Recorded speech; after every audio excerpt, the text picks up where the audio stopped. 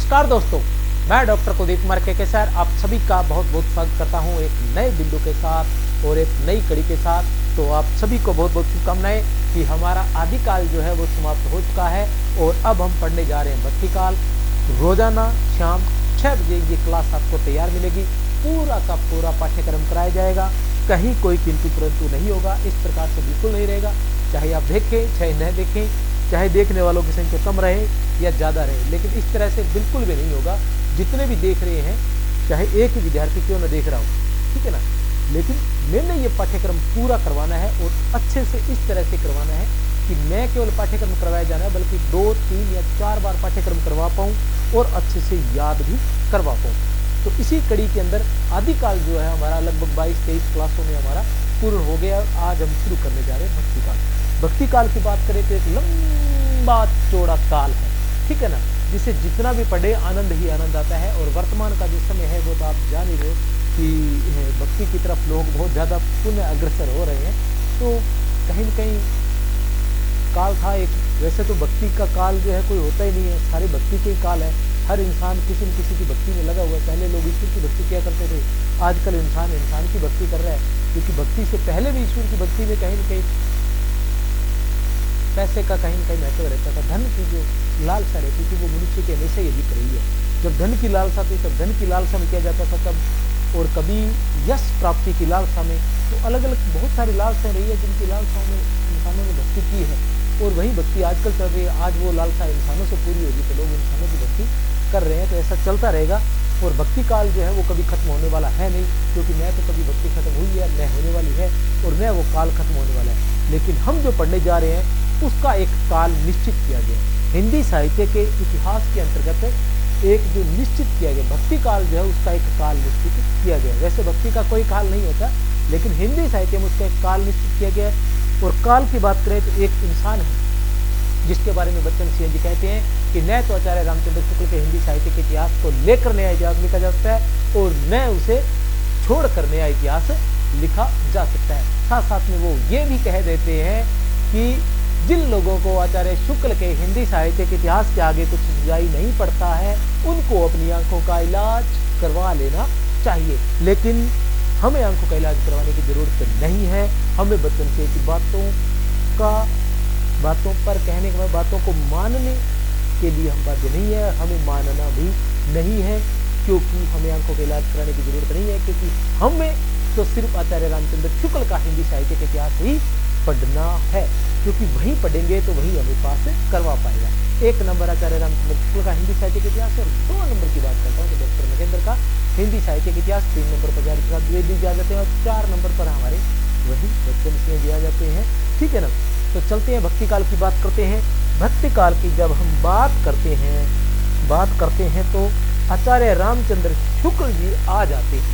आचार्य रामचंद्र शुक्ल आ जाते हैं, नाम है जिनका आचार्य रामचंद्र, जो कहते हैं कि भक्ति काल जो है, ठीक है ना, भक्ति काल को वो 1318 से लेकर, वैसे तो वो इसका काल मानते हैं,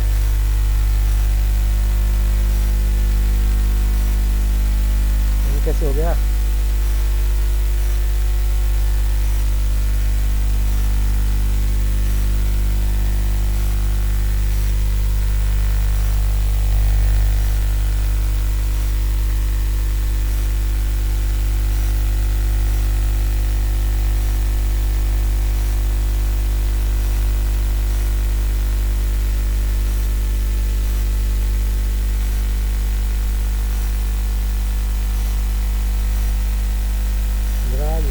क्या बात है, हमने तो ऐसा किया ही नहीं कि तुम राज हो जाए। राज होने वाला तो कोई काम हमने किया ही नहीं।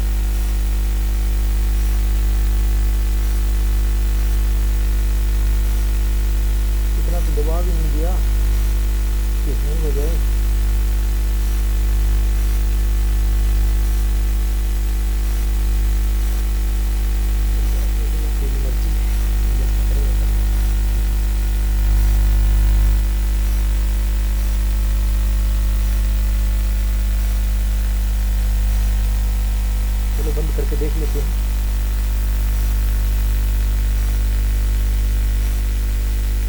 भक्ति काल, जिसे जॉर्ज ग्रियर्सन ने, ठीक है ना, किसने, जॉर्ज ग्रियर्सन ने स्वर्ण काल की संज्ञा दी थी। किसने, जॉर्ज ग्रियर्सन ने। उन्होंने कहा था कि 15वीं शती का धार्मिक पुनर्जागरण काल, उन्होंने नाम दिया था 15वीं शती का धार्मिक पुनर्जागरण काल, इसको नाम दिया था। किसे, भक्ति काल को। और उन्होंने क्या कहा था, स्वर्ण काल, भक्ति काल को स्वर्ण काल की संज्ञा दी है।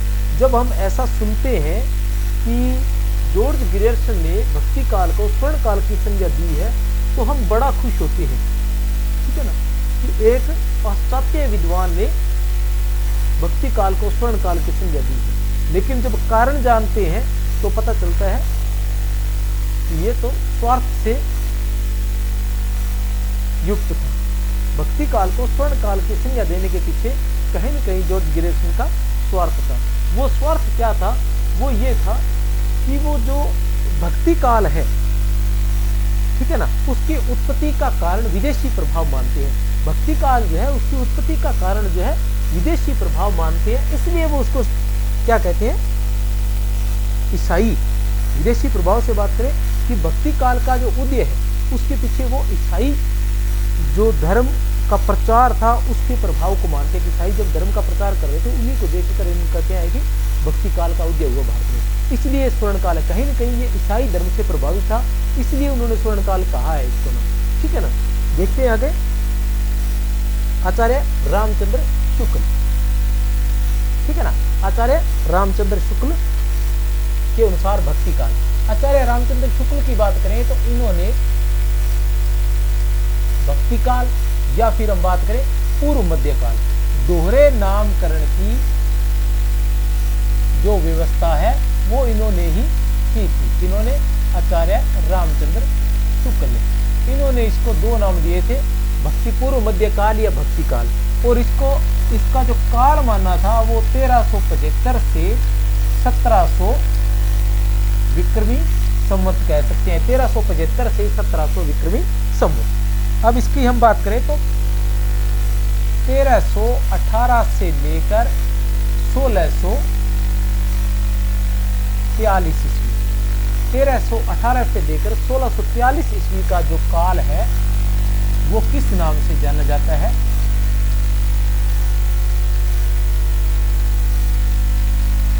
उसे हम भक्ति काल के नाम से जानते हैं। किस नाम से, भक्ति काल से। सर्व प्रमाणिक नाम जो है वो यही है। वैसे अलग अलग साहित्यकारों ने अलग अलग नाम भी दिए हैं। जैसे हम बात करें जॉर्ज ग्रियर्सन की तो उन्होंने 15वीं शती का धार्मिक पुनर्जागरण काल भक्ति काल को नाम दिया है। हम बात करें उनके बाद मिश्र बंधुओं की बात करते हैं तो उन्होंने मध्यकाल नाम दिया है और दो भागों में बांटा है, पूर्व मध्यकाल और उत्तर मध्यकाल। उसके बाद जो रीतिकाल आता है उसको तो उन्होंने अलंकृत काल नाम दिया है। उसके बाद हम हजारी प्रसाद द्विवेदी की बात करते हैं तो वो भी इसको भक्ति काल ही कहते हैं। डॉक्टर नगेंद्र की बात करते हैं या राम गोपाल शर्मा दिनेश की बात करते हैं तो वो भी इसे भक्ति काल ही कहते हैं। बच्चन सिंह की बात करते हैं तो वो भी इसे भक्ति काल ही कहते हैं। तो ये भक्ति काल को अलग अलग साहित्यकारों ने अलग अलग नाम दिए। या मान लो श्याम सुंदर दास की हम बात करते हैं तो उन्होंने इसे भक्ति युग नाम दिया है। तो उनके अलग अलग नाम जो है थोड़े बहुत दिए हुए हैं, ज्यादा अंतर उनमें नहीं है। वो हम जो काल विभाजन हम पढ़कर आए आदि काल में, उसमें से आपने ध्यान रखना है कि किसको क्या क्या नाम दिए, मैंने वैसे आपको बता दिया है। अब बात करें आचार्य रामचंद्र शुक्ल की, तो आचार्य रामचंद्र शुक्ल भक्ति काल के जो भक्ति का पार्ट है उसको उन्होंने 6 भागों में बांटा है।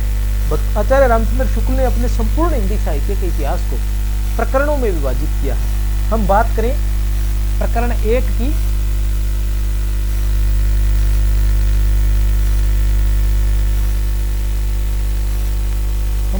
प्रकरण 1 की,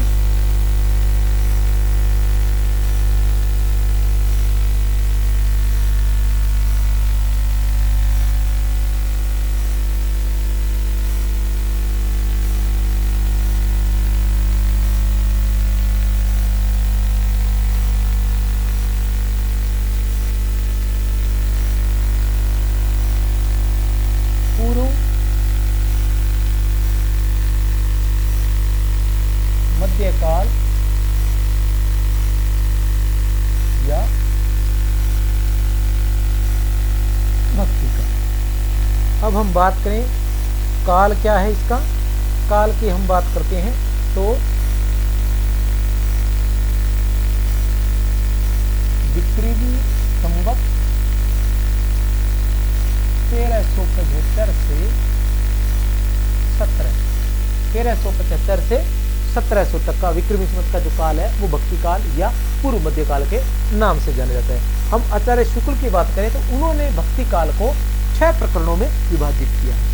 1 नंबर पर आ जाता है प्रकरण 1।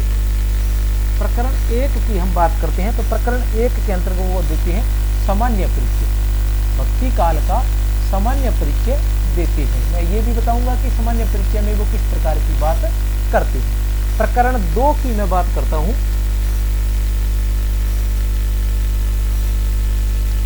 प्रकरण 2 की अगर मैं बात करता हूं तो इसमें वो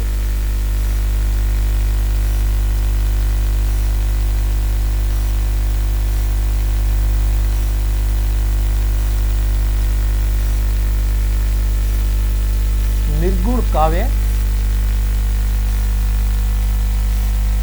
ज्ञान मार्गी शाखा, ठीक है। प्रकरण 3 की मैं बात करता हूं तो प्रकरण 3 में वो बात करते हैं, प्रकरण 3 में वो बात करते हैं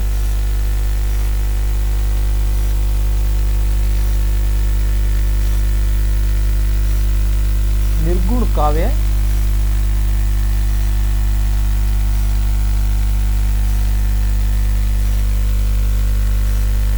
प्रेम मार्गी शाखा या सूफी काव्य, ठीक है ना। प्रकरण 4 की मैं बात करता हूं तो प्रकरण 4 में वो भक्ति काल को क्या कहते हैं, सगुण काव्य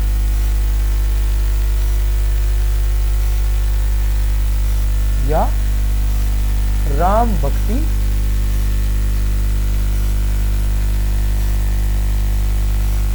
शाखा, ठीक है ना। प्रकरण 5 की मैं बात करता हूं तो प्रकरण 5 की अगर मैं बात करूं तो इसमें आता है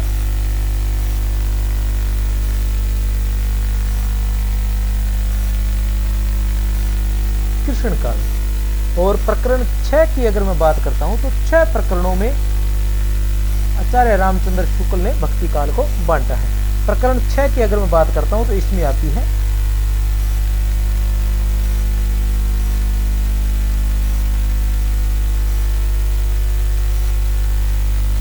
फुटकल रचना।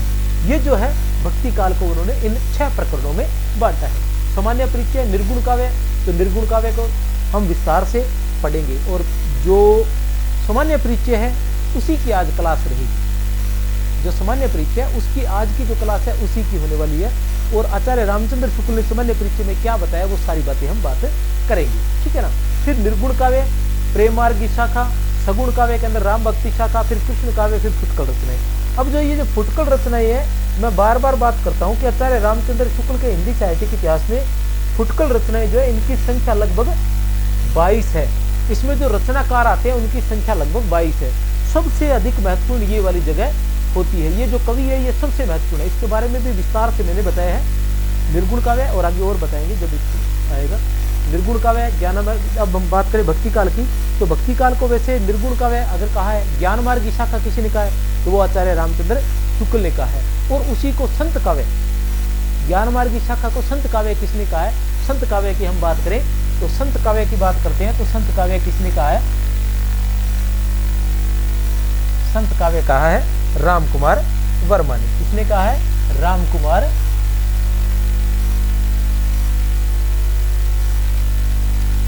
वर्मा ने। और सूफी काव्य किसने कहा है, सूफी काव्य भी राम कुमार। प्रेम मार्गी शाखा को सूफी काव्य किसने कहा है, राम कुमार वर्मा ने कहा है। और आचार्य शुक्ल ने क्या कहा है, आचार्य शुक्ल ने प्रेम मार्गी शाखा कहा है सूफी काव्य को। तो इस तरह से ये जो भक्ति काल है यहाँ से हमारा प्रारंभ होता है। अब इसमें क्या है, जो सामान्य परिचय की बात करते हैं, सामान्य परिचय जो है ये बहुत महत्वपूर्ण है। इसमें क्या है कि इसमें 2 नाम आते हैं, एक नाम है ज्ञानदेव का और एक नाम है नामदेव का। प्रमुख रूप से इसमें नाम है नामदेव का और दूसरा नंबर है ज्ञानदेव का। वैसे ज्ञानदेव जो थे वो नामदेव के गुरु थे। तो भक्ति कैसे आई, तो जैसे ही भक्ति काल शुरू होता है तो आचार्य रामचंद्र शुक्ल के जो शब्द हैं वो यही शुरू होते हैं कि मुस्लिम साम्राज्य चारों तरफ स्थापित हो जाने पर निराश हताश हिंदू जनता के पास भगवान की भक्ति के अलावा और कोई आश्रय नहीं बचा था। तो हताश निराश जनता के लिए, अर्थात वो कहते हैं कि मुस्लिम साम्राज्य या मुस्लिमों का जो आक्रमण था उसके कारण ही भक्ति का उदय हुआ था। आचार्य रामचंद्र शुक्ल जो है वो कहीं न कहीं मुस्लिमों के उदय को या मतलब मुसलमानों के आक्रमण को जो है भक्ति काल के उदय को, क्योंकि जब हताश हो चुकी थी, निराश हो चुकी थी, चारों तरफ उसे कहीं कुछ भी नजर नहीं आ रहा था, वो पूरी तरह निराश हो चुकी थी, उसे ये लग नहीं रहा था कि अब इस समस्या से हमें कोई निजात दिला पाएगा। तो अंतिम जो सहारा, मतलब कहते हैं इंसान का अंतिम सहारा जो होता है वो भगवान ही होता है, जिसका कोई नहीं उसका तो खुदा है यारो, ऐसा कहते हैं ना कि जिसका तो नहीं उसका तो खुदा है यारो। तो वो खुदा मतलब वो वाला खुदा नहीं है जो आप सोचे, खुदा से तात्पर्य ईश्वर होता है, ईश्वर से तात्पर्य एक ईश्वर है, और आप अलग अलग मानो तो भी कोई समस्या नहीं है हमें, तो ठीक है ना।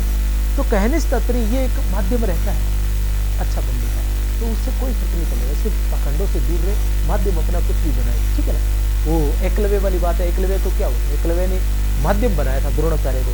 अब द्रोणाचार्य ने उनको कोई सिखाया थोड़ी था, ठीक है ना, लेकिन उन्होंने माध्यम बनाया कि उनकी मूर्ति बनाई, मूर्ति बनाकर रोज प्रणाम करते, गुरु को प्रणाम करके धनुर्विद्या सीखते, और अर्जुन को भी उन्होंने पीछे छोड़ दिया था। तो वो क्या एक माध्यम बनाया था। तो माध्यम होता है कहीं न कहीं जहां आपका मन लगे वहां आप उसे माध्यम बना सकते हैं। तो बात करते हैं हम आचार्य रामचंद्र शुक्ल की, तो ये कारण माना है, कारण पर हम विशेष रूप से हमारी क्लास है, विशेष रूप से बताने वाला हूं मैं। इसमें क्या है, एक नामदेव जी आए, तो नामदेव जी जो है वो पंढरपुर बिठोवा के भक्त थे। नामदेव जो है, ठीक है ना, सामान्य परिचय में वो क्या बात करते हैं, नामदेव की बात करते थे। नामदेव जो है, और भक्ति काल का कैसे थोड़ा सा ये भी बताते हैं कि मुस्लिमों के उदय के कारण भक्ति का उदय हुआ। इसके अलावा वो बात करते हैं कि सिद्ध और नाथों के कारण भी कहीं न कहीं भक्ति का उदय हुआ, कि सिद्ध जो थे वो पूर्वी क्षेत्र में फैल गए थे, नाथ जो थे वो दक्षिण क्षेत्र में फैल गए थे। इस तरह की दो चार बातें वो करते हैं, ठीक है ना। उसके बाद वो बताते हैं कि किस तरह से, मतलब नामदेव के बारे में बताते हैं कि किस तरह से नामदेव जो थे वो कहीं न कहीं कबीर से पहले, क्योंकि सबसे पहले संत काव्य शुरू होता है, निर्गुण काव्य शुरू होता है, तो निर्गुण काव्य की जो रूपरेखा है वो कहीं न कहीं नामदेव ने स्थापित कर दी थी। और प्रमुख रूप से जो इसके हम मान सकते हैं प्रवर्तक जो है, कहीं न कहीं नामदेव को भी माना जाता है, लेकिन एक प्रवर्तक की बात आती है तो कहीं न कहीं निर्गुण काव्य के प्रवर्तक के रूप में कहीं न कहीं नामदेव का नाम भी आता है। और आचार्य शुक्ल के अनुसार अगर वो कहे कि निर्दिष्ट प्रवर्तक की बात करें तो फिर कबीर आता है, नहीं तो प्रवर्तक की बात करें तो कहीं न कहीं नामदेव का नाम भी आ जाता है। अगर कबीर नहीं हो तो आप नामदेव भी कर सकते हैं। तो वो नामदेव के बारे में बताते हैं कि पंढरपुर बिठोवा। अब पंढरपुर बिठोवा किसे कहा गया है, विष्णु भगवान को ही पंढरपुर का बिठोवा भगवान कहा गया है। तो वो उसके सेवक थे, लेकिन उनका जब उनकी मुलाकात उनके साथ ज्ञानदेव के साथ होती है और उनका मन कहीं न कहीं विचलित रहता है नामदेव का, कि उन्हें ये समझ में नहीं आता कि वो जो भक्ति कर रहे हैं वो सही है या नहीं है, इस तरह से उनका मन जो विचलित रहता है। तो ज्ञानदेव उनको कहते हैं कि बिना गुरु के ज्ञान की प्राप्ति नहीं हो सकती है, तुम्हें गुरु जो है वो बनाना पड़ेगा। तब वो उनके कहने से बीच में एक बार निर्गुण की उपासना भी करने लग जाते हैं। नामदेव जो है वो निर्गुण की उपासना भी करने लग जाते हैं। इसकी बात चल रही है नामदेव की।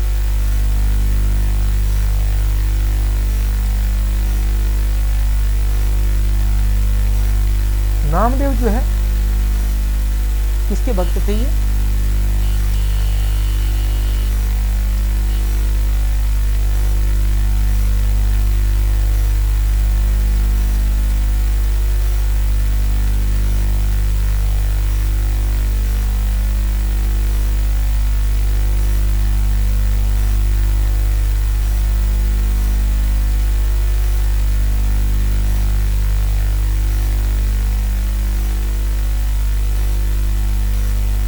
इनको ये ज्ञानदेव को देखकर या ज्ञानदेव से शिक्षा प्राप्त कर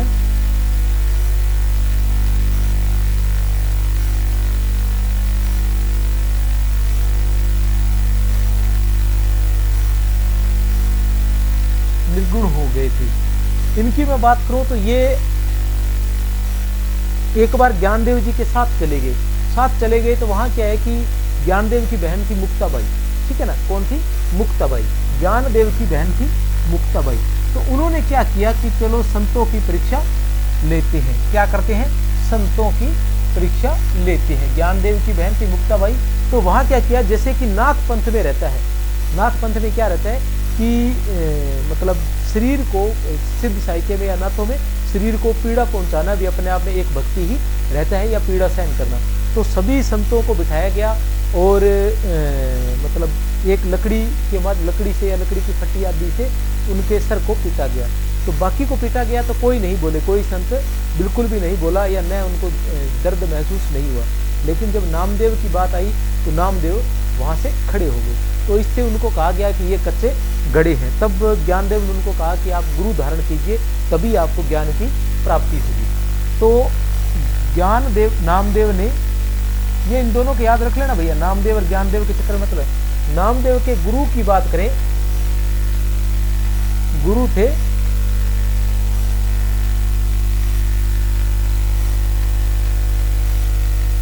विशोबा खेचर। विशोबा खेचर जो है वो इनके गुरु थे, विशोबा खेचर।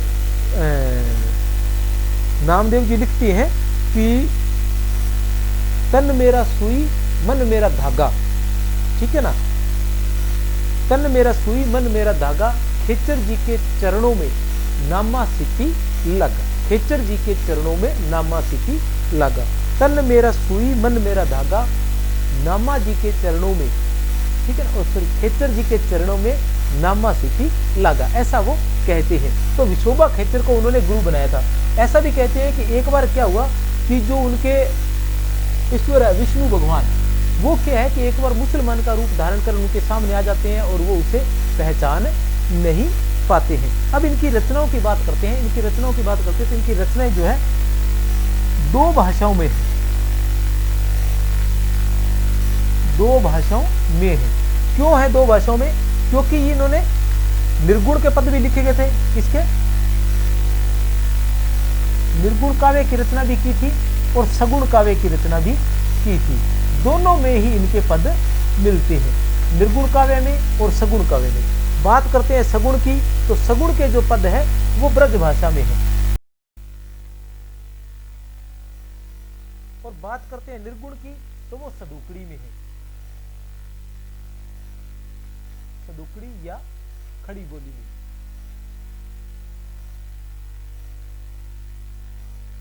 ठीक है ना।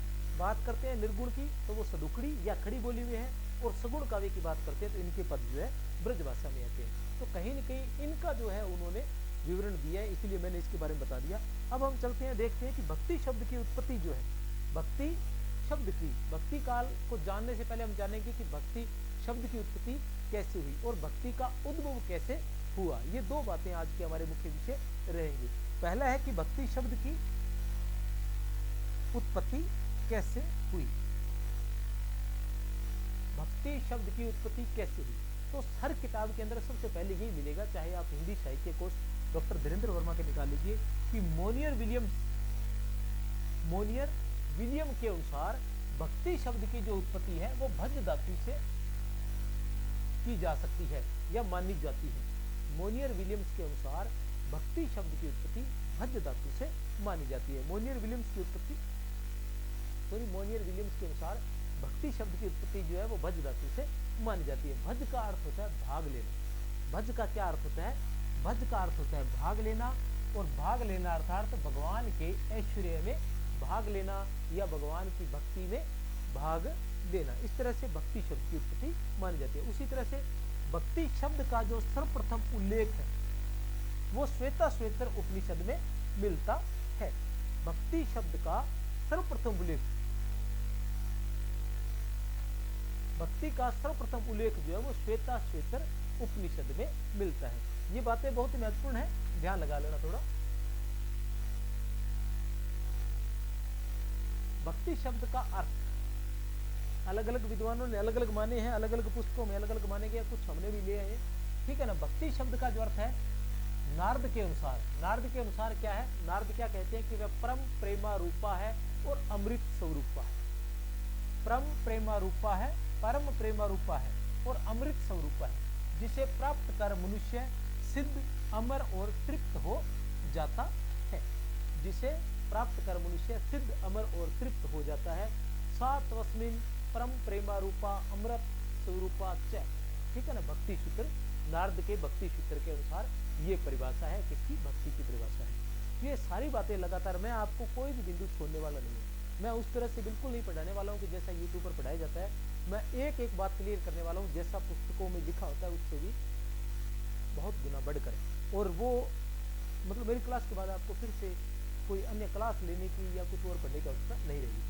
सातवस्मी पारासर कुछ भी टुकड़ों में नहीं होने वाला। इस तरह से नहीं है कि महत्वपूर्ण करवा दिया या अच्छी क्लासें करवा दी जिनमें व्यूज ज्यादा है, ऐसा नहीं है। हर चीज करवाई जाएगी पराशर के अनुसार, पराशर पुत्र सॉरी व्यास के अनुसार, पराशर ऋषि के पुत्र व्यास के अनुसार। पूजा आदि में अनुराग को भक्ति कहते हैं, कि पूजा आदि में अनुराग को ही भक्ति कहते हैं। गर्ग के अनुसार कथा आदि में अनुरक्ति को भक्ति कहते हैं, कथा आदि में अनुरक्ति को भक्ति कहते हैं।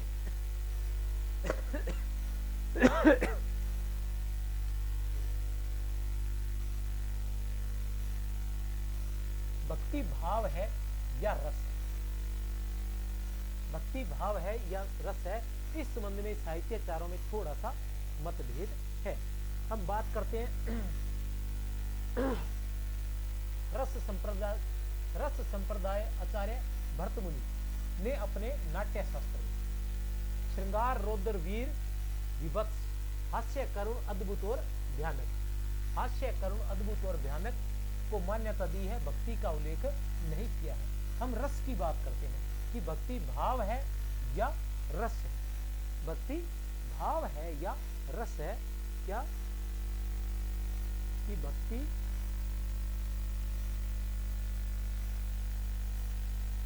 भाव है या रस?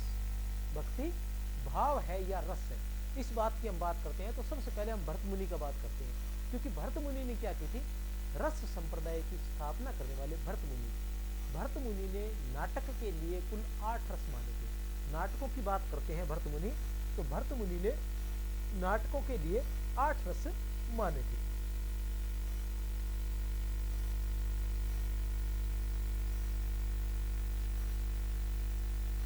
भरत मुनि ने नाटकों के लिए क्या किया था? 8 रस माने थे। ठीक है ना, 4 गुण प्रमुख थे, 4 प्रमुख रस, 4 थे प्रमुख रस। प्रमुख रस की बात करते हैं हम, तो प्रमुख रस आएगा हमारे पास 1 नंबर पर श्रृंगार, श्रृंगार रह से रुद्र, श्रृंगार रह से रुद्र, और फिर वीर, वी से वीर और वीर से विभत्स। ठीक है ना, श्रृंगार, रुद्र, वीर, विभत्स, ये जो है भरत मुनि ने मूल रस माने थे। किसमें? अपने ग्रंथ नाट्य शास्त्र में। ठीक है ना, हम बात करते हैं गौण की। गौण रस, हम बात करते हैं गौण रस की। गौण रस की हम बात करते हैं तो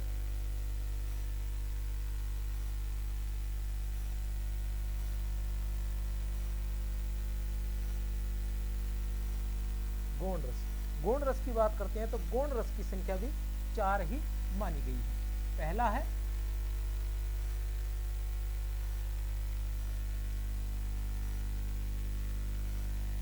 हास्य रस,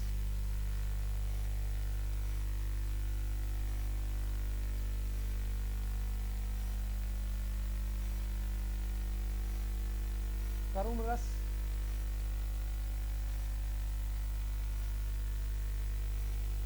रुद्र रस,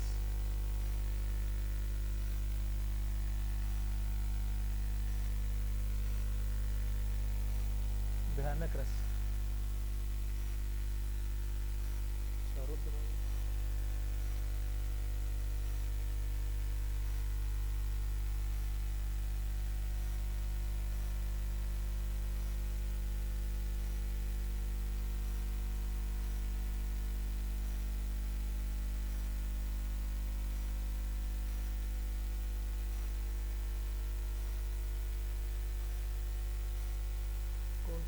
क्या? अच्छा, अद्भुत हो गया। कई बार क्या चलते चलते ना अद्भुत अद्भुत रस, ठीक है ना। ये 4 प्रमुख रस है। श्रृंगार, रौद्र, वीर, विभत्स, याद रख लेना, बहुत ही महत्वपूर्ण है। श्रृंगार, रौद्र, वीर, विभत्स, हास्य, करुण, अद्भुत और भयानक। हास्य, करुण, अद्भुत और भयानक, ये नाटकों में माने हैं। हम बात करें काव्य की, हम बात करते हैं काव्य की, तो काव्य में उन्होंने 9 रस माने हैं। काव्य में उन्होंने 9 रस माने हैं। काव्य में कितने माने हैं? काव्य में उन्होंने 9 रस माने हैं। काव्य में उन्होंने 9 रस माने हैं। और 9वां जो रस है वो है शांत रस। अर्थात मैं यहां ये कहना चाह रहा हूं कि रस, भक्ति जो है वो रस है या भाव है। तो जो भरत मुनि थे उन्होंने भक्ति को रस नहीं माना था, उन्होंने केवल ये 9 ही रस माने थे। भरत मुनि तक भक्ति को रस नहीं माना गया था। दूसरी सती ईस्वी पूर्व नाट्य शास्त्र की रचना हुई थी भरत मुनि द्वारा। चलते हैं आगे। फिर हम बात करते हैं मम्मट की। इसकी बात करते हैं मम्मट की। कौन से मम्मट? वही मम्मट जिन्होंने काव्य प्रकाश की रचना की थी। मम्मट ने काव्य प्रकाश में सर्वप्रथम देव विषयक रति को स्वतंत्र भाव की संज्ञा दी थी। भक्ति नाम इन्होंने नहीं लिया था। इन्होंने भी, मम्मट ने भी 1 नंबर पर हमारे पास भरत मुनि आते हैं। 2 नंबर पर मैं बात करता हूं तो हमारे पास मम्मट आते हैं। मम्मट ने भी काव्य प्रकाश में सर्वप्रथम देव विषयक रति को स्वतंत्र भाव की संज्ञा दी थी। किसकी संज्ञा दी थी? स्वतंत्र भाव की संज्ञा दी थी। रस इन्होंने नहीं बना। फिर आते हैं 3 नंबर पर हमारे पास आते हैं पंडित राज जगन्नाथ, जिनकी रचना थी रस गंगाधर। इनकी रचना का नाम क्या था? रस गंगाधर में भक्ति को रस न मानने के संबंध में प्रश्न मात्र उठाया है। भरत आदि मुनियों की रस व्यवस्था को भंग करना कदाचित उन्हें अभीष्ट न था। फिर आते हैं 4 नंबर पर हमारे पास आते हैं कन्हैया लाल पोदार। कन्हैया लाल पोदार ने भक्ति को केवल भाव न मानकर रस माना है। कन्हैया लाल पोदार ने भक्ति को केवल भाव न मानकर रस माना है। कन्हैया लाल पोदार ने भक्ति को केवल भाव न मानकर रस माना है। वल्लभ संप्रदाय ग्रंथ हरि भक्ति रसामृत सिंधु श्री रूप गोस्वामी वीर रचित में भक्ति रस का शास्त्रीय विवेचन किया गया है। किसमें किया गया है? वल्लभ संप्रदाय ग्रंथ 5 नंबर पर हम लेते हैं। वल्लभ संप्रदाय ग्रंथ हरि भक्ति रसामृत सिंधु।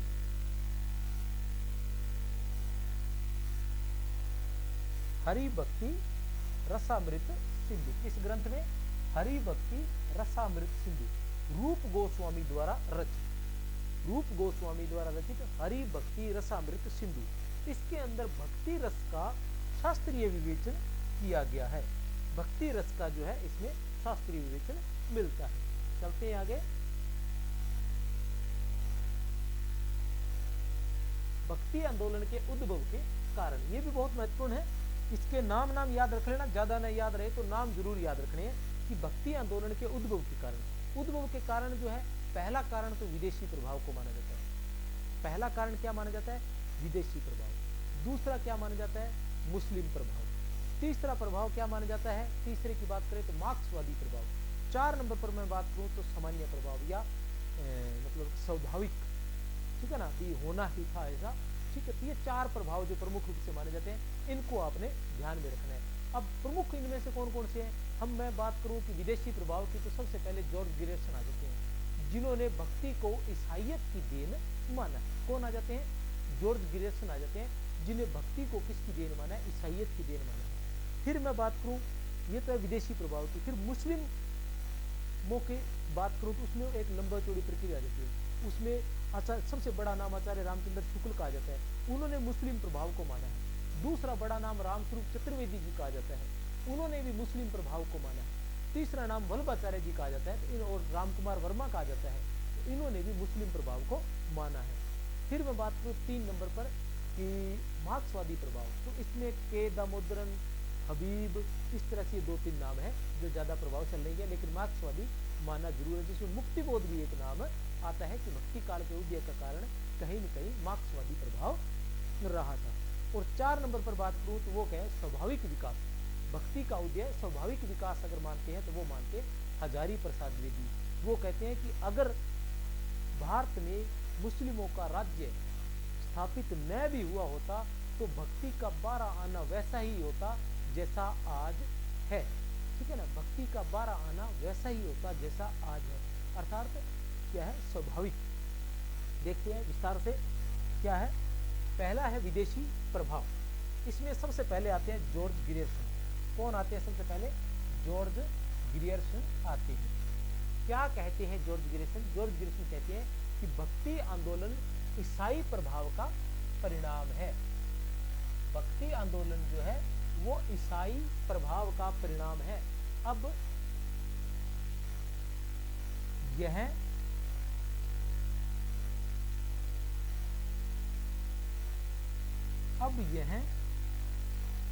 अप्रमाणित हो चुका है। अब यह अप्रमाणित हो चुका है कि ऐसा नहीं है। 2 नंबर पर हमारे पास आते हैं ताराचंद जी। ताराचंद जी क्या कहते हैं? 2 नंबर पर हमारे पास ताराचंद जी का नाम आता है। ताराचंद जी क्या कहते हैं? भक्ति आंदोलन पश्चिमी समुद्र तट पर बसे अरबों के प्रभाव का परिणाम है। तो ताराचंद जी किसको कहते हैं? अरबों के प्रभाव को। ताराचंद जी क्या कहते हैं? अरबों के प्रभाव को कहते हैं। 3 नंबर पर हमारे पास जो नाम आता है वो नाम आता है आबिद हुसैन का। 3 नंबर पर हमारे नाम आबिद हुसैन आता है। आबिद हुसैन जो है वो विदेशी प्रभाव को सीधा ही विदेशी प्रभाव को मानते हैं। किसको? विदेशी प्रभाव को वो कारण मानते हैं। अब विदेशी प्रभाव की बात करें तो विदेशी प्रभाव में हमारे पास कितने नाम आए हैं? विदेशी प्रभाव में हमारे पास कितने नाम आए हैं?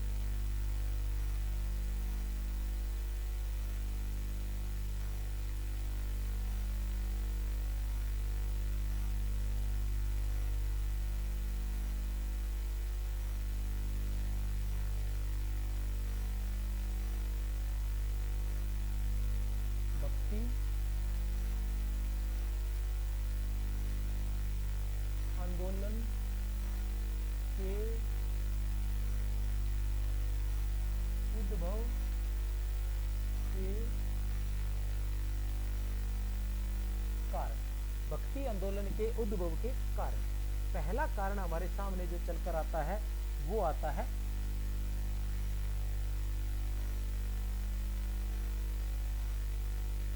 हमारे पास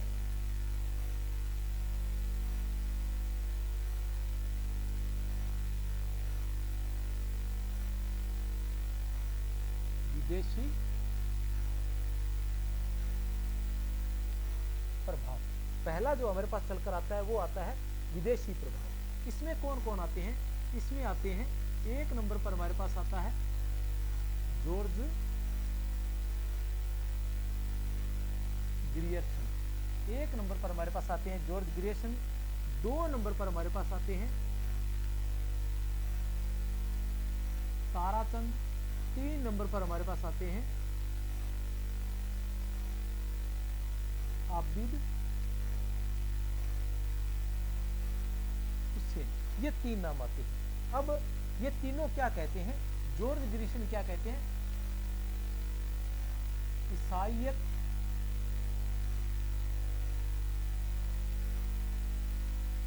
की देन। ताराचंद क्या कहते हैं? अरबों की देन, मतलब अरबों का प्रभाव या ईसाइयों का प्रभाव कह सकते हो। और आबिद हुसैन क्या कहते हैं? विदेशी प्रभाव। ठीक है ना। अपने थोड़ा सा इसकी भाषा को चेंज कर लेते हैं। हम इसको ऐसे कर लेते हैं, ईसाई प्रभाव और अरबों का प्रभाव, ये हो। ठीक है ना। अब आते हैं अपने 2 नंबर पर। 2 नंबर पर हमारे पास आ जाता है मुस्लिम साम्राज्य का प्रभाव। मुस्लिम साम्राज्य का प्रभाव, इसमें सबसे पहले जो हमारे पास आते हैं वो आते हैं आचार्य रामचंद्र शुक्ल। कौन आते हैं? आचार्य रामचंद्र शुक्ल आते हैं। आचार्य रामचंद्र शुक्ल क्या कहते हैं कि जब मुस्लिम साम्राज्य दूर दूर तक स्थापित हो गया, जैसे ही भक्ति काल शुरू होता है तो सबसे पहला जो शुरुआत शब्द है वो यहीं से शुरू होता है। भक्ति काल की आचार्य रामचंद्र शुक्ल के हिंदी साहित्य के इतिहास में भक्ति काल की जो शुरुआत होती है वो यहीं से ही शुरू होती है, ठीक है ना। जब मुस्लिम साम्राज्य दूर दूर तक स्थापित हो गया तब हिंदू जनता हताश, निराश एवं पराजित हो गई थी। जब मुस्लिम साम्राज्य दूर दूर तक स्थापित हो गया तब हिंदू जनता हताश, निराश एवं पराजित हो गई थी। पराजित मनोवृत्ति में ईश्वर की भक्ति की ओर होना स्वाभाविक था। पराजित मनोवृत्ति में ईश्वर की भक्ति की ओर होना स्वाभाविक था। 2 नंबर पर हमारे पास आते हैं बाबू गुलाब राय एवं राम कुमार वर्मा। बाबू गुलाब राय एवं राम कुमार वर्मा ये भी शुक्ल के मत का समर्थन करते हैं। 3 नंबर पर हमारे पास डॉक्टर रामस्वरूप चतुर्वेदी जी आते हैं, जो वल्लभाचार्य के संकेत देश मलेच्छा क्रांत, मलेच्छिया किसको कहा गया है, जो मुगल थे उनको मलेच्छिया कहा गया है, के आधार पर शुक्ल के मत का समर्थन करते हैं। वर्तमान में इन बातों से कोई लेना देना नहीं है अपना, ठीक है ना, आप ध्यान रखें। देश मलेच्छा क्रांत है के आधार पर शुक्ल के मत का समर्थन करते हैं। 3 नंबर पर हमारे पास आता है, 4 नंबर पर हमारे पास वल्लभाचार्य जी आते हैं। वल्लभाचार्य जी भी क्या मानते हैं, वल्लभाचार्य जी भी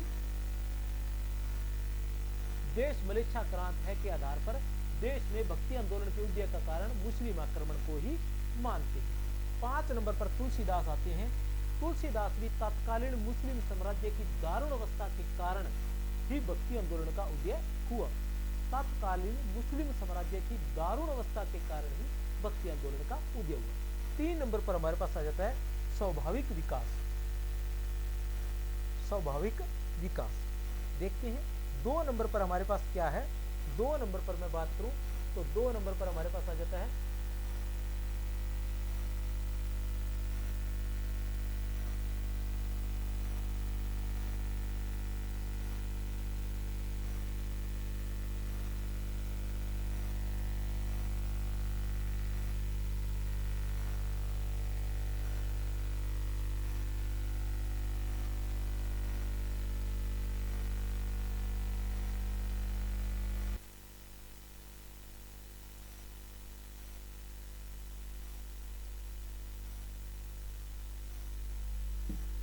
नंबर पर है हमारे पास मुस्लिम प्रभाव। मुस्लिम प्रभाव की मैं बात करूं तो मुस्लिम प्रभाव में कौन कौन है हमारे पास, 1 नंबर पर है हमारे पास आचार्य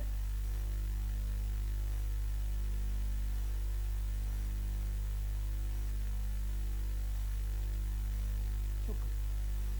2 नंबर पर हमारे पास इसमें आ जाते हैं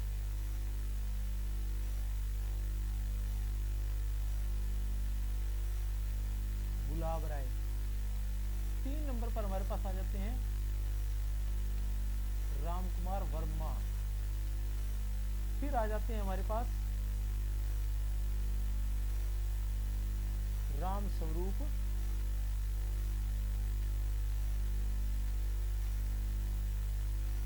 चतुर्वेदी। 5 नंबर पर हमारे पास आ जाते हैं, वैसे तो बहुत सारे भी हो सकते हैं लेकिन हम तो जितने का हमारे सामने आते हैं उतने का नाम हम याद कर सकते हैं, तुलसीदास, ठीक है ना। ये नाम हमारे पास आ जाते हैं। मुस्लिम प्रभाव की बात करें तो आचार्य शुक्ल है, गुलाब राय है, राम कुमार वर्मा है, रामस्वरूप चतुर्वेदी है, वल्लभाचार्य है और तुलसीदास है। इसके बाद मैं बात करूं स्वाभाविक विकास की।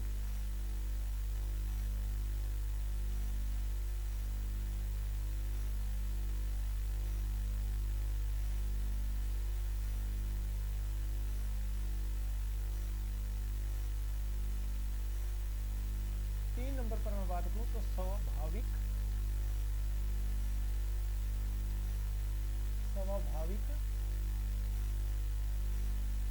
विकास, इस श्रेणी में एक ही नाम आता है। स्वाभाविक विकास की हम बात करते हैं तो इस श्रेणी में एक ही नाम आता है, वो नाम है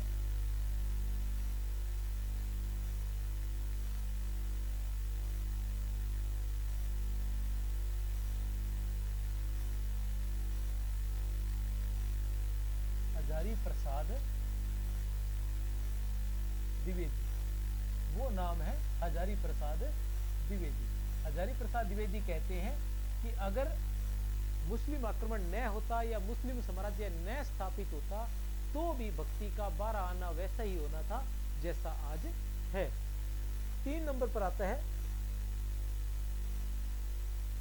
सॉरी 4 नंबर पर, 4 नंबर पर मैं बात करूं तो आ जाता है मार्क्सवादी प्रभाव। 4 नंबर पर हमारे पास आ जाता है मार्क्सवादी प्रभाव।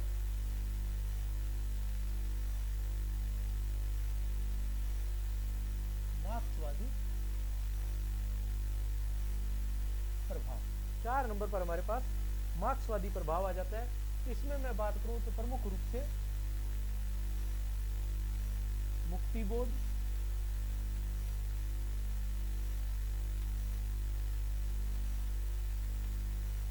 के दामोदरन,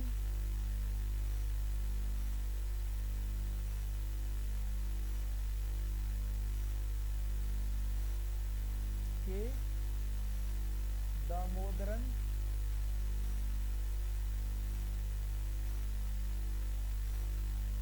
और हबीब, ये 3 नाम आ जाते हैं। मुक्तिबोध, के दामोदरन, हबीब, ये नाम आ जाते हैं। तो भक्ति आंदोलन के उद्भव के जो कारण माने गए हैं, प्रमुख रूप से 4 कारण माने गए हैं। विदेशी प्रभाव, मुस्लिम प्रभाव, स्वाभाविक विकास और उसके बाद मार्क्सवादी प्रभाव। विदेशी प्रभाव की बात करते हैं तो जॉर्ज गिरेसन जो इसे ईसाई प्रभाव का कारण मानते हैं, ताराचंद जो इसे अरबों के प्रभाव के कारण मानते हैं, आबिद हुसैन इसे विदेशी प्रभाव के कारण मानते हैं। मुस्लिम प्रभाव आचार्य शुक्ल, गुलाब राय, रामकुमार वर्मा, रामस्वरूप चतुर्वेदी, देश मलेच्छा क्रांत कहकर वो इसका समर्थन करते हैं। वल्लभाचार्य जी भी देश मलेच्छा क्रांत कहते हैं। तुलसीदास भी कहते हैं कि उनके कारण चारों तरफ जो है हाहाकार मची हुई थी, जिसके कारण क्या है कि भक्ति का उदय हुआ। और आचार्य शुक्ल कहते हैं हताश निराश पराजित मनोवर्ती से युक्त हिंदू जनता के पास भगवान की भक्ति के अलावा दूसरा सहारा ही क्या था। हजारी प्रसाद द्विवेदी के बारे में बता ही दिया। फिर मुक्तिबोध, के दामोदरन और हबीब की बात करते हैं। चलते हैं आगे। हजारी प्रसाद द्विवेदी क्या कहते हैं, स्वाभाविक विकास के अंतर्गत भक्ति भावना पराजित मनोवर्ती की उपज नहीं है और न ही इस्लाम धर्म के बलात् प्रचार के परिणाम स्वरूप उत्पन्न हुई है। ठीक है ना। हजारी प्रसाद द्विवेदी क्या कहते हैं, हजारी प्रसाद द्विवेदी कहते हैं कि भक्ति भावना पराजित मनोवर्ती की उपज नहीं है और न ही इस्लाम धर्म के बलात् प्रचार के परिणाम स्वरूप उत्पन्न हुई है। अगर इस्लाम नहीं आया होता तो भी भक्ति साहित्य का बार आना वैसा ही होता जैसा आज है। अगर इस्लाम न आया होता तो भी भक्ति साहित्य का बार आना वैसा ही होता जैसा आज है। डॉक्टर नामवर सिंह, डॉक्टर नामवर सिंह भी हजारी प्रसाद द्विवेदी के मत का समर्थन करते हैं। डॉक्टर नामवर सिंह भी हजारी प्रसाद द्विवेदी के मत का समर्थन करते हैं। हमारे पास एक नाम और आ गया है, बधाई हो आप सभी को। दूसरा नाम है नामवर सिंह। स्वाभाविक विकास वाले हमारे पास 2 नाम हो गए, नामवर सिंह। चलते हैं उधर। फिर आता है 4 नंबर पर मार्क्सवादी प्रभाव। मार्क्सवादी प्रभाव वाले क्या कहते हैं, मुक्तिबोध है, इरफान हबीब है, के दामोदरन। मुक्तिबोध, इरफान हबीब, के दामोदरन ये सभी भक्ति आंदोलन के उदय का कारण मार्क्सवादी प्रभाव को मानते हैं। ये सभी मार्क्सवादी प्रभाव को मानते हैं कि मार्क्सवाद के कारण भक्तिवाद काल का उदय हुआ था। उनका कहने से तात्पर्य है कि जैसे ही मार्क्सवाद में रूढ़ियों का, आडंबरों का, इन चीजों का विरोध किया गया था, उसी प्रकार भक्ति काल में भी उसी को देखकर भक्ति काल में भी जो संत साधु संत थे उन्होंने इसका विरोध किया था। जैसे हम सबसे पहले संत काव्य की बात करते हैं, ठीक है ना। चलते हैं आगे। भक्ति आंदोलन का उत्पत्ति स्थान। तो भक्ति आंदोलन के उत्पत्ति स्थान की हम बात करते हैं तो जैसे उसमें लिखा गया है, क्या है बोलते हैं कि भक्ति द्राविड़ उपजी लाए रामानंद। भक्ति द्राविड़ उपजी लाए रामानंद, प्रकट किया कबीरन 7 द्वीप नो खंड। प्रकट किया कबीरन 7 द्वीप नो खंड। ये सत्येंद्र का जो है पद है, ठीक है ना, कि भक्ति द्राविड़ उपजी लाए रामानंद, कि भक्ति जो है वो द्राविड़ में अर्थात दक्षिण में पैदा हुई थी और उसे उत्तर में लाने वाले कौन थे, रामानंद थे। चलते हैं पूरी बात देखते हैं। भक्ति आंदोलन का उत्पत्ति स्थान भागवत पुराण में ऐसा लिखा हुआ है। क्या लिखा हुआ है, थोड़ा सा पढ़ लेते हैं फिर इसकी व्याख्या कर लें। उत्पन्ना द्रविड़े महा वृद्धि कर्नाटके गता, कि दक्षिण में मेरा जन्म हुआ और कर्नाटक में मैं थोड़ी बड़ी हुई। कवची कवची महाराष्ट्रे गुर्जरे जीर्ण गता, कवची कवची महाराष्ट्रे, कि मैं थोड़ा थोड़ा और बढ़ती गई महाराष्ट्र में, लेकिन गुर्जरे जीर्ण गता, और गुजरात में जाकर मैं पूरी तरह से जीर्ण हो गई, कमजोर हो गई। तत्र घोर कलर्यो गात पखंड खंडितांग, और पखंडों के कारण मैं पूरी तरह से खंडितांग, अंग विहीन हो गई। दुर्बला चिरियाता, और पूरी तरह से दुर्बल हो गई। फिर मैं पुत्रो भ्याम से मंदातम, अर्थात फिर मैं पुत्र सहित, अपने पुत्रों सहित अर्थात अपने भक्तों सहित, हो सकता है कि भक्ति के पुत्र होंगे, तो अपने पुत्रों सहित मैं वृंदावन में आ गई। वृंदावन में पुनः नवीने स्वरूपणी, मुझे नया रूप प्रदान किया। वृंदावन में जैसे ही मैं आई, मुझे वहां नया रूप मिला। जाता है युवती समय, और मैं वहां युवती हो गई, युवावस्था प्राप्त हो गई मुझे, और वहां जाकर मुझे श्रेष्ठ रूप प्राप्त हुआ। ऐसा भागवत पुराण में लिखा हुआ है वृंदावन के लिए। क्या लिखा है? अर्थात मैं द्रविड़ में उत्पन्न हुई, कर्नाटक में बढ़ी, कभी कभी महाराष्ट्र में पेरा पोषण हुआ, गुजरात में जीर्ण हो गई, वहां घोर कलयुग के कारण खंडितांग हो गई, दुर्बलता को प्राप्त हो पुत्रों सहित धीरे धीरे वृंदावन में आई, जहां मैं सुंदर रूप प्राप्त कर युवती हो गई, और अब उत्कृष्ट रूप वाली हूँ। श्रीमद् भागवत महात्म्य अध्याय 1 संदर्भ हिंदी साहित्य कोश भाग 144, हिंदी साहित्य कोश से ये दिया गया है। डॉक्टर धीरेन्द्र वर्मा का, जो पुराने विद्यार्थी हैं, संदर्भ के रूप में हिंदी साहित्य कोश को वो ला सकते हैं। डॉक्टर धीरेन्द्र वर्मा द्वारा संपादित है, ये बहुत ही महत्वपूर्ण ग्रंथ है, 2 भागों में है। अब कुछ महत्वपूर्ण तथ्य हैं भक्ति से संबंधित, वो क्या है थोड़ा सा बता दूं। दक्षिण में 8वीं शती में भक्ति तथा धार्मिक आंदोलन का उदय महान दार्शनिक शंकराचार्य के उदय के साथ हुआ था। दक्षिण में 8वीं शती में भक्ति तथा धार्मिक आंदोलनों का उदय महान दार्शनिक शंकराचार्य के उदय के साथ हुआ था। उत्तर भारत में भक्ति आंदोलन के प्रवर्तक रामानंद थे। उत्तर भारत में भक्ति आंदोलन के प्रवर्तक रामानंद थे। लिखा गया है कि भक्ति द्राविड़ उपजी लाए रामानंद, प्रगट किया कबीरन 7 द्वीप नो खंड। डॉक्टर सत्येंद्र की ये पंक्तियां हैं। ठीक है, भक्ति आंदोलन के प्रमुख तथ्य, भक्ति आंदोलन के प्रमुख तथ्य की बात करें तो भक्ति शब्द का सर्वप्रथम उल्लेख जो है श्वेता श्वेतर उपनिषद में मिलता है, कोई समस्या नहीं है। भक्ति शब्द का सर्वप्रथम उल्लेख कहाँ मिलता है?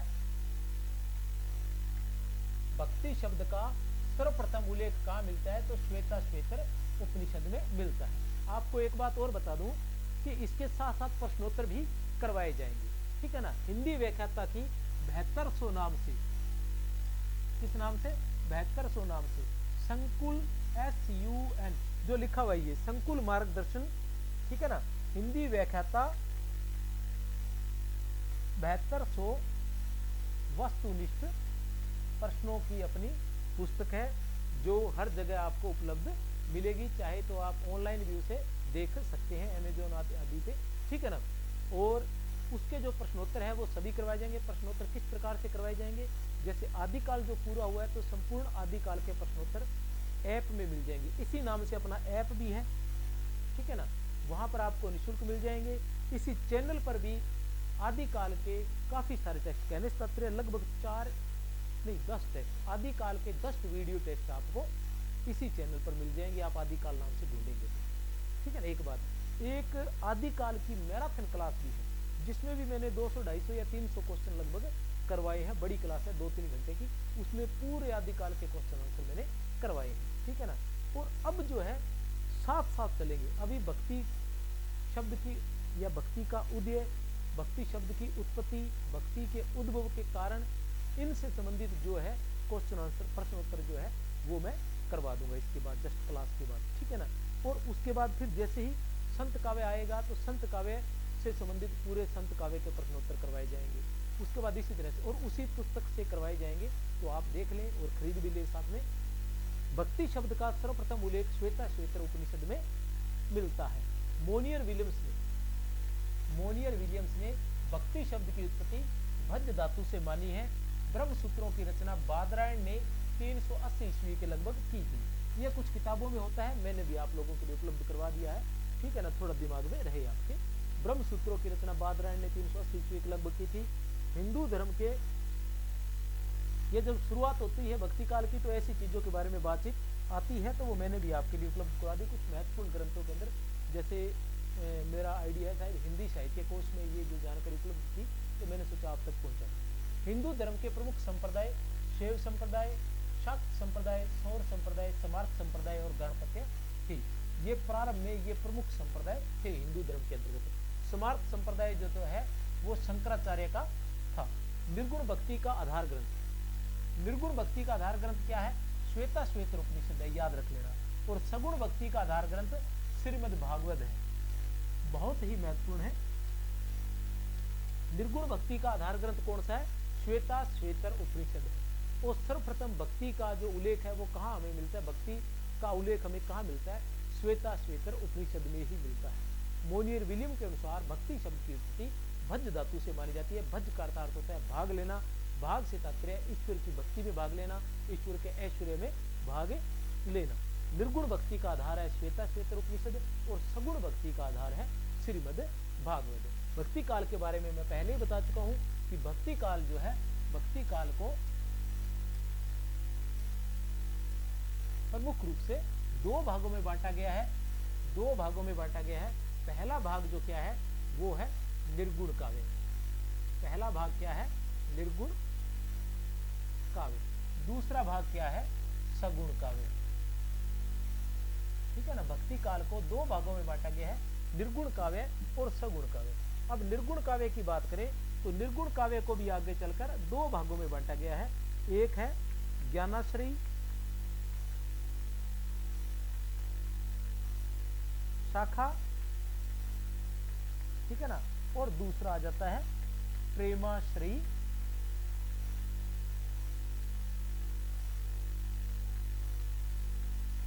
शाखा। ठीक है ना। पहला ज्ञानाश्रयी शाखा और दूसरा प्रेमाश्रयी शाखा। बात करें सगुण भक्ति को तो सगुण भक्ति को भी दो भागों में बांटा गया है। पहला आ जाता है राम भक्ति शाखा और दूसरा आ जाता है कृष्ण भक्ति शाखा। अब मैं बात करूं कि ज्ञानाश्रयी शाखा के प्रवर्तक या जो प्रमुख कवि माने जाते हैं वो कबीर माने जाते हैं। ज्ञानाश्रयी शाखा यानी संत काव्य कबीर, प्रेमाश्रयी शाखा यानी जायसी,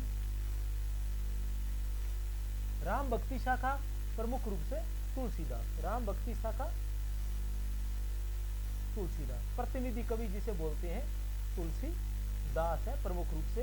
राम भक्ति शाखा तो पूरी तरह से तुलसीदास पर ही टिकी हुई है और इसका कोई धनी धोरी नहीं है ज्यादा, ठीक है ना। लेकिन कृष्ण भक्ति शाखा है, इसमें प्रमुख रूप से सूरदास को स्थान प्राप्त है, ठीक है ना। प्रतिनिधि कवि इसका सूरदास को माना जाता है। वैसे इसमें काफी सारी वल्लभ संप्रदाय के अष्टछाप के सभी कवि हैं। उसके अलावा राधा वल्लभी संप्रदाय है, हरिदासी संप्रदाय है, निम्बार्क संप्रदाय है, तो काफी सारे संप्रदाय इसके अंतर्गत आ जाते हैं। तो काफी लंबी चौड़ी प्रक्रिया कृष्ण भक्ति की चलती है। लेकिन राम भक्ति का जो सिस्टम है वो थोड़ा छोटा ही है, 8-10 कवि ही इसमें हमें मिलते हैं। ज्ञानाश्रयी शाखा की बात करें तो इसका एक नाम और दिया गया है। वो नाम क्या है? वो नाम है ज्ञानाश्रयी शाखा को संत काव्य नाम दिया गया है। एक नाम क्या है? संत काव्य। संत काव्य नाम किसने दिया है? संत काव्य नाम दिया है डॉक्टर राम कुमार वर्मा ने। तो किसने दिया है? राम कुमार वर्मा ने इसे संत काव्य नाम दिया है। प्रेमाश्रयी शाखा की बात करें तो इसे भी एक और नाम दिया गया है जिसका नाम है सूफी काव्य, जिसका नाम है सूफी काव्य। सूफी काव्य नाम की बात करें तो सूफी काव्य नाम किसने दिया है?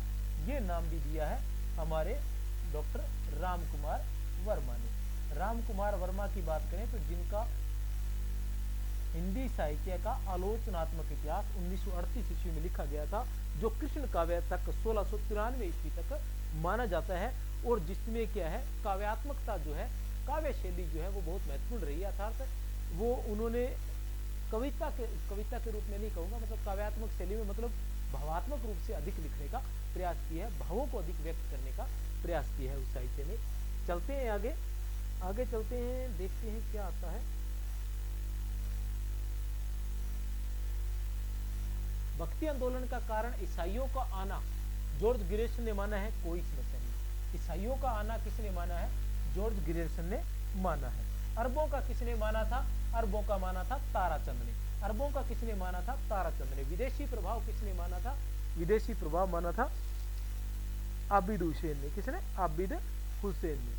हिंदी में भक्ति साहित्य की परंपरा नामदेव से प्रारंभ होती है। बिल्कुल सही है, भक्ति साहित्य की परंपरा कहां से प्रारंभ होती है? नामदेव से प्रारंभ होती है, ठीक है ना। नामदेव विसोबा खेचर जिनके गुरु थे, नामदेव जो पंढरपुर विठोबा के भक्त थे, विष्णु के भक्त थे, नामदेव से शुरू होती है। हिंदी में भक्ति साहित्य की परंपरा नामदेव से शुरू होती है, क्योंकि आचार्य रामचंद्र शुक्ल जब भक्ति काल शुरू करते हैं तो सबसे पहले वो नामदेव, किसी रचनाकार का अगर नाम लेते हैं तो सबसे पहले नामदेव का ही लेते हैं। भक्ति की निष्पत्ति, ये एक जो है शुक्ल का है कि भक्ति की निष्पत्ति श्रद्धा और प्रेम के योग से होती है। आचार्य शुक्ल महाराज, भक्ति की निष्पत्ति जो है श्रद्धा और प्रेम, क्या कैसे होता है? श्रद्धा और प्रेम जहाँ दोनों मिल जाते हैं, जहाँ श्रद्धा भी रहती है और जहाँ प्रेम भी रहता है, वहाँ भक्ति होती है। भक्ति के लिए श्रद्धा भी चाहिए और प्रेम भी चाहिए, न तो अकेले श्रद्धा से काम चलेगा और न अकेले प्रेम से काम चलने वाला है। यहूदी ईसाइयों से पहले आ गए थे, यहूदी जो है वो ईसाइयों से पहले आ गए थे जो धर्म प्रचार कर रहे थे, ठीक है ना। यहूदी मतलब कहने से तात्पर्य धर्म प्रचार की बात करें तो ईसाइयों से पहले यहूदी आ गए थे। सौर और गणपत्य वैष्णव धर्म में अंतर्लीन हो गए थे। शैव और शाक्त धर्म वैष्णव धर्म से प्राचीन है। कहने से तात्पर्य शैव धर्म और शाक्त धर्म जो है वो वैष्णव धर्म से प्राचीन है, और सौर और गणपत्य वैष्णव धर्म में अंतर्लीन हो गए थे। ये कुछ जानकारियां जो है आपको उपलब्ध करवा दी है, ठीक है ना।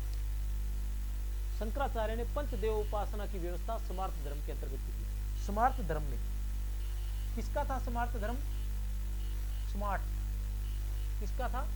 शंकराचार्य का। और उसमें किसकी? पंचदेवोपासना की व्यवस्था थी। पंचदेवोपासना की व्यवस्था थी।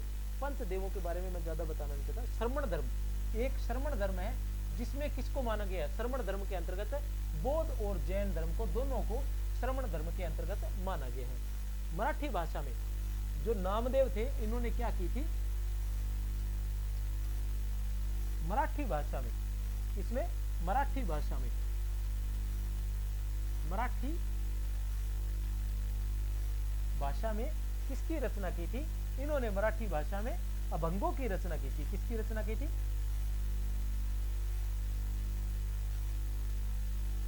अभंगों की रचना की थी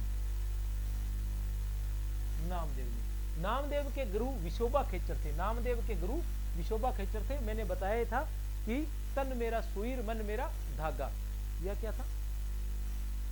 चलो जो भी हो आप समझ जाओगे। तन मेरा मन मेरा सुई, तन मेरा धागा, ठीक है ना। विशोबा खेचर के चरणों में नामा सिपी लागा, ठीक है। इनकी कुछ पंक्तियां हैं। पंक्ति की बात करें तो माई न होती बाप न होता, कौन कहां से आया। माई न होती बाप न होते, कर्म न होता काया। हम नहीं होते तुम नहीं होते, कौन कहां से आया। याद रख लेना, माई न होती बाप न होता, इतना याद रख लेना। मुझे तो याद रहता है, आप भी याद रख लेना। किसका ये? माई न होती बाप न होता, नामदेव। सबसे पहले नामदेव आते हैं, माई न होती बाप न होता। पांडे तुम्हारी गायत्री, सभी की सभी लाइनें जो है परीक्षाओं में पूछी जा चुकी है। नेट में कितनी बार पूछी जा चुकी है इसका तो कोई आइडिया नहीं है, लेकिन सभी परीक्षाओं में ये पूछी जा चुकी है लाइनें। पहली लाइन भी कि माई न होता बाप न होता, कर्म न होता काया। हम नहीं होते तुम नहीं होते, कौन कहां से आया। माई न होती बाप न होता, कर्म न होता काया। हम नहीं होते तुम नहीं होते, कौन कहां से आया। नामदेव। ये भी पूछा गया है कि पांडे तुम्हारी गायत्री लोदे का खेत खाती थी। पांडे तुम्हारी गायत्री लोदे का खेत खाती थी, ये भी पूछा गया है। और ये 3 नंबर पर जो है ये बहुत महत्वपूर्ण है, क्योंकि ये देखने में लगता है कि कबीर का है, लेकिन ये किसका है? नामदेव का है, ठीक है ना। तो अग्रणी जो कबीर के अग्रणी जो थे वो नामदेव ही थे। तो क्या कहते हैं कि हिंदू पूज्य देहरा और मुसलमान मसीद। हिंदू पूज्य देहरा और मुसलमान मसीद, नाना सेविया जह क्या है? देहरा ने मसीद। नाना सेविया जहां देहरा ने मसीद। हिंदू पूज्य देहरार मुसलमान मसीद। बहुत ही महत्वपूर्ण पंक्ति है। सर्वधर्म संभाव, जैसा कि हमारा देश है धर्मनिरपेक्ष, उसी प्रकार की पंक्ति है, तो बहुत महत्वपूर्ण है। अक्सर परीक्षा में पूछी जाती है और विशेष रूप से आपने ध्यान में रखनी है, क्योंकि आचार्य रामचंद्र शुक्ल का हिंदी साहित्य का इतिहास शुरू होता है तो सबसे पहले यही पूछा जाता है उसमें, और वहीं से प्रश्न उठाए जाते हैं। इसमें कोई किंतु परंतु आपको पता ही है नहीं। अच्छे से जानते हैं आप। महाराष्ट्र के संत नामदेव जाति से दर्जी थे। वाह जी वाह, दर्जी थे जी, दर्जी, ठीक है ना, क्या थे, जाति से, महाराष्ट्र के संत थे और जाति से बड़े दर्जी थे। नामदेव के निर्गुण पदों की भाषा सदुकड़ी है। निर्गुण पदों की बात करें तो सदुकड़ी है, याद रख लेना। और सगुण पदों की बात करें तो ब्रज, ठीक है ना। अब देखो क्या है, अब नामदेव महाराज आ गए हमारे, नामदेव महाराज, ठीक है ना। नामदेव महाराज की बात करूं तो पहले हालांकि बता चुका हूं कहां के थे हमारे नामदेव महाराज। नामदेव महाराज की बात करता हूं तो कहां के थे ये, महाराष्ट्र के थे। कहां के थे, महाराष्ट्र के थे। और क्या थे ये भैया, दर्जी थे। क्या थे, दर्जी थे, महाराष्ट्र के थे और दर्जी थे। अब इनकी बात करते हैं, भाषा की बात करते हैं, काव्य की भाषा की बात करते हैं तो तीन प्रकार की चीजें आ जाती है हमारे सामने। एक आ जाती है हमारे सामने अभंग, एक आ जाता है निर्गुण और 3 नंबर पर आ जाता है हमारे पास सगुण। अब हम बात करते हैं कि अभंगों की रचना, अभंगों की रचना किसमें की थी। अभंगों की बात करें तो मराठी में की थी, किसमें, मराठी में। और अगर हम बात करते हैं निर्गुण की तो सदुकड़ी में, किसमें, सदुकड़ी में। अगर हम सगुण की बात करते हैं तो ब्रज में। और वैसे ये क्या थे, निर्गुण भी थे और सगुण भी थे। इनकी बात करते हैं तो ये निर्गुण भी थे, निर्गुण व सगुण दोनों ही थे। कभी निर्गुण की तरफ जाते थे और कभी सगुण की तरफ जाते थे। आचार्य शुक्ल अनुसार भक्ति आंदोलन दक्षिण से आया था। भक्ति आंदोलन को भारतीय चिंतन धारा का स्वाभाविक विकास हजारी प्रसाद द्विवेदी मानते हैं और नामवर सिंह भी मानते हैं, किंतु परंतु कुछ भी नहीं है। हिंदी में गेय पदों की परंपरा सिद्धों से प्रारंभ होती है, कोई समस्या नहीं है। हिंदी में दोहा चौपाई की परंपरा सरपा से प्रारंभ होती है, कोई समस्या नहीं है। कुछ बातें हैं महत्वपूर्ण, कहीं से भी पढ़ो, पढ़ी जानी चाहिए। नारद भक्ति सूत्र में भक्ति के 11 भेद माने गए। नारद भक्ति सूत्र, कौन सा नारद भक्ति सूत्र, नारद भक्ति सूत्र वही है जहां नारद के अनुसार भक्ति के बारे में बताया गया है। प्रच्छन्न बोध, प्रच्छन्न बोध किसे कहा गया था, प्रच्छन्न बोध किसे कहा गया था। प्रच्छन्न बोध की बात करते हैं तो शंकराचार्य को कहा गया था। किसको कहा गया था, शंकराचार्य को। किस दार्शनिक को कहा गया था, किस दार्शनिक को कहा गया था, तो शंकराचार्य को कहा जाता है। किसको, शंकराचार्य को, जिन्होंने समार्थ संप्रदाय की स्थापना की थी। किसकी, समार्थ संप्रदाय की, जिसमें किसकी व्यवस्था थी, पंच देवोपासना की व्यवस्था थी, जिसमें पंच देवोपासना की व्यवस्था थी। उत्तरी भारत में भक्ति आंदोलन की त्रिमूर्ति, उत्तरी भारत में भक्ति आंदोलन की त्रिमूर्ति की बात करते हैं तो कबीर है, नानक है और रैदास है। कबीर है, नानक है और रैदास है, ये उत्तरी भारत की त्रिमूर्ति कहलाते हैं। ये था हमारा भक्ति काल की पहली क्लास। तो आप सभी को बहुत बहुत शुभकामनाएं। इसी के साथ जय हिंद, जय भारत। जाते हुए एक बार मैं बता दूं कि ये 63,771 24,802 नंबर है। इस नंबर पर आप व्हाट्सअप कर सकते हैं। और शंकुल मार्गदर्शन के नाम से ऐप भी है, वहाँ पीडीएफ आदि मिलती है, ठीक है ना। तो आप वहाँ इस ऐप को जरूर डाउनलोड कर लें, क्योंकि डाउनलोड करने का कोई पैसा नहीं लगता है, ठीक है ना। और वहाँ पर फ्री नोट्स वगैरह आपको उपलब्ध हो जाएंगे। कुछ लेट हो जाते हैं लेकिन उपलब्ध अवश्य होंगे, ये निश्चिंत रहें। और क्लास जो है वो रेगुलर आने वाली है। 6 से टाइम आगे पीछे हो सकता है, लेकिन धीरे धीरे ये भी कोशिश करूंगा कि राइट 6 बजे आ जाए। इस प्रयास में भी हूँ कि लाइव भी हो जाए, ठीक है ना। पूरी तरह से पूरा कोर्स करवाया जाएगा। किसी बिंदु के अंदर कहीं कोई कड़ी रह भी जाएगी तो चिंता करने की जरूरत नहीं है, मुझे उससे कोई आपत्ति नहीं है। मैं फिर से करवा दूंगा उस बिंदु को। जैसे ही मुझे पता चलेगा कि ये बिंदु रह गया है तो उस बिंदु को आपको करवा दिया जाएगा। जय हिंद, जय भारत।